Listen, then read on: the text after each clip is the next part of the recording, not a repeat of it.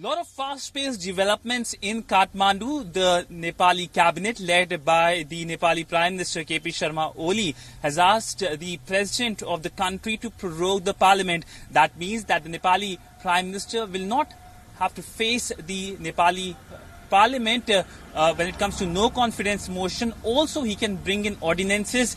He brought a controversial ordinance in April that can divide smaller parties, and this coming amidst the growing criticism he is facing from his own party. Remember, the Nepali Communist Party has two co-chairs. One, of course, the Prime Minister of Nepal, KP Sharma Oli. Another, Prachanda faction. And we have seen criticism by Prachanda and other party members against the Prime Minister at the Standing Committee meeting which took place last week and is taking place this week as well, over mishandling of the COVID crisis, ties with India, anti-corruption protests which are taking place, protests which are taking place in Kathmandu and in the country. In fact, when the Parliament of Nepal was passing the controversial new map law, there were protests taking place outside against the Prime Minister.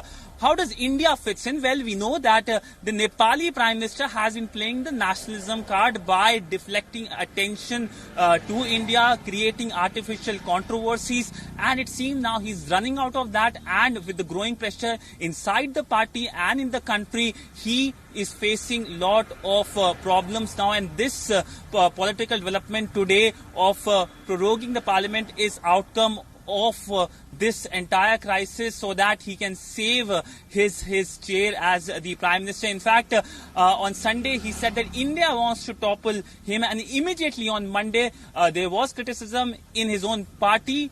The Prachanda-led faction, in fact, Prachanda himself criticized the Prime Minister, saying that it is not India who is demanding resignation, it is Prachanda himself who wants resignation of the Nepali Prime Minister KP Sharma Oli. With video journalist Kapil, Siddhant Sibal for WION.